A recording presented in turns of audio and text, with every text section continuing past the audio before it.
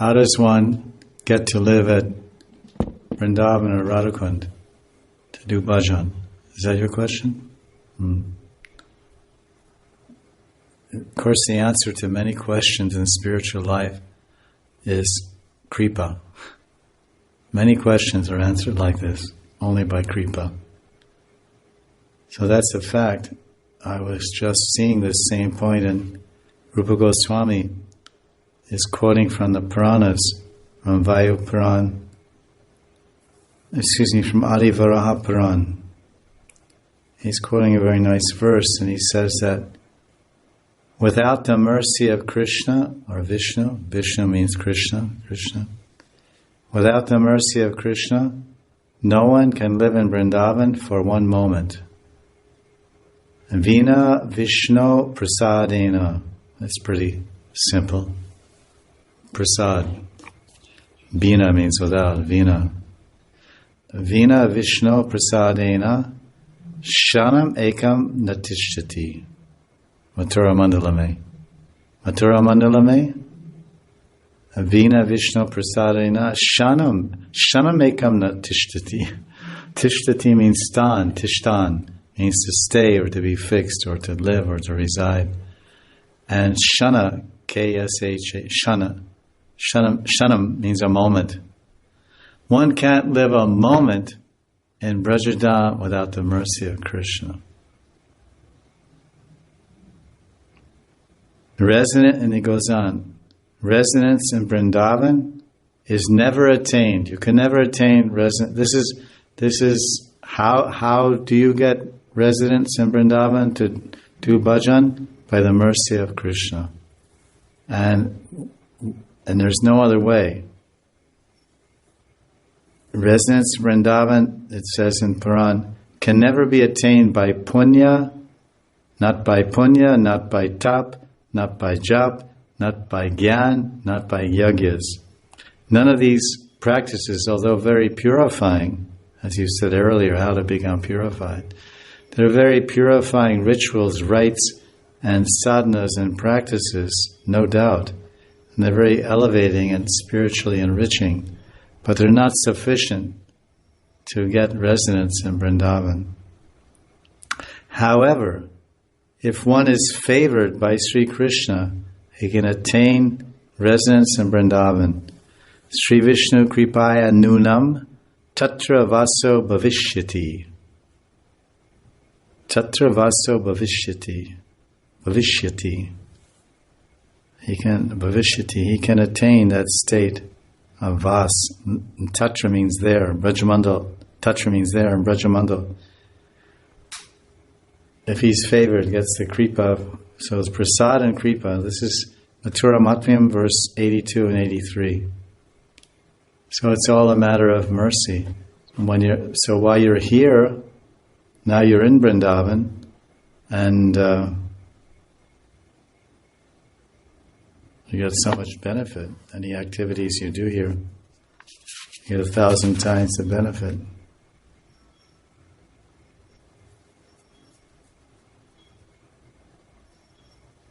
That's also told in the Srimad Bhagavatam, in the 7th canto, chapter 14, verse 33. It says that Madhupuri means Mathura, Vrindavan. In English it says in English it says, religious activities performed here in Mathura, Vrindavan give 1,000 times the result of the same activities done elsewhere.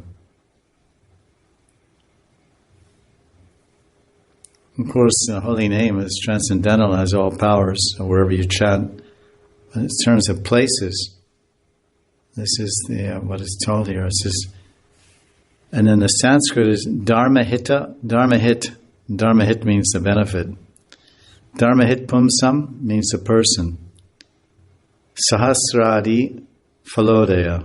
Very simple. Simple. Sanskrit sounds the same as Hindi. It says sahasra. Sahasra means 1,000. Sahasrafal udaya. Uday means to rise, to manifest. to appear. The sun Uday, Surya Uday, Arundaya. Arundaya, the rising of the pink color. Arundaya means sunrise. Arun means this pink color. Arun is also the name of the chariot driver of Suryadev. His name is Arun, because before you see the owner of the car, you see the driver. The driver is in the front seat, and the owner is in the back seat, left side, leaning down, kind of hiding so no one can see him. So then, and maybe even a curtain there. But the driver you can see quite clearly. So first we see Arun, who we consider to be the pink color of the sky, Arundaya. So he says that 1,000 times fall will rise, Sahasradi Falodaya Uday. Of what? Dharmahita Pumsam. A person who does Mathura Mandala, Madhupuri me, Mathura Vrindavan me. Dharmahita means religious activities, good activities. You get 1,000 times the benefit. So therefore you should, you're here and you want to stay here and do bhajan in some ashram, and you want a favorable situation. So then pray. Pray for the mercy of Brajadam. Pray for the mercy of Radharani. Pray for the mercy of Krishna. Please bless me. I've come all the way from my place, my home. And maybe you don't want to even return. Sometimes people come to the Holy Dham and they have a transformational experience.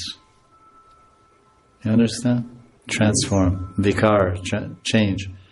Something happens, some light goes off inside the head, as they say, some spark. In Hindi they say some prerna, something like that, prerna, inspiration coming from the heart. And then one thinks, I don't know how, I don't know why, I don't know where, when, I don't know what's going to happen, but I don't want to leave this place. I don't want to go back to my home or my family or my job or my career or my life or my friends. I don't want any of that. I just want to live in Brajadam.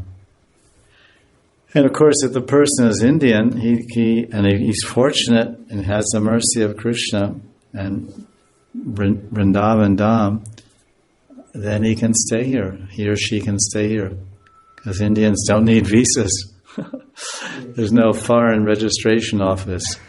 There's no hassle with visa, maybe hassle with family connections and family commitments and whatnot. And they may come and preach to you and may come and convince you to leave. Then you'll run away, and then they'll catch you and bring you back, and you'll run away. Like Raghunath Das, he wanted to go to Puri to be with Lord Chaitanya, but he was the only son of a millionaire and a big zamindar in Bengal. So his father was going to leave everything to him and depending on him, because he married him to a very beautiful girl also. But despite unlimited money and a beautiful wife, Raghunath ran away once and got caught and brought back, and ran away again and got caught and brought back, and ran away again and got caught. Then he was crying, Nitai, Nitai, Kripa Kro, Doyal Nitai, Doyal Nitai, Doyal Nitai, Nitai Gaur, Nitai Gaur, Nitai Chaitanya. So finally Nitai heard his prayers and arranged for him to escape. And he never went back to his wife or family. He joined Lord Chaitanya in the holy Dham of Puri and spent 16 years of his life doing bhajan there. Then when Lord Chaitanya left this world, and then Das Goswami came to Puri and came to Brajadam, to Radhakund, and spent another 50 years or so. So this is it. Especially here, wherever you are, you pray for the mercy of Krishna. Please let me live in your holy Dham of Vrindavan. We had that same prayer also. Every year we were coming to Vrindavan for so many years at great expense and great difficulty. And every time we came, we became more encouraged to stay more and more. It became so great, the desire to live here. I couldn't bear it. It became like an obsession. Like I was almost possessed by the desire to live in Braj, Vrindavan, somehow or other. And so finally that intensity of desire and commitment and determination rose to such a pitch that we said, do or die, I'm going to Braj and not coming back. So we made a sankalpa. What can we do? We can't do anything, but we thought we were making a sankalpa. We thought we were desiring. And we came here, and then somehow Krishna made all arrangements. Amazing arrangements for us. Extending our visa beyond imagination, finally awarding us Indian citizenship, and Krishna gave a place to stay and some support, and everything is going on perfectly by the mercy of Krishna. So you can have the same experience also. Hundreds of people have come to Braj or Navadvip or Puri itself and stayed there.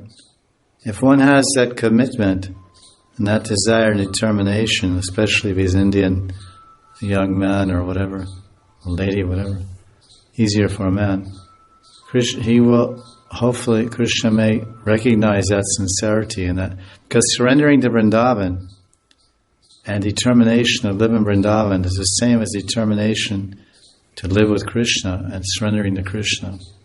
Vrindavan is like Krishna, no difference.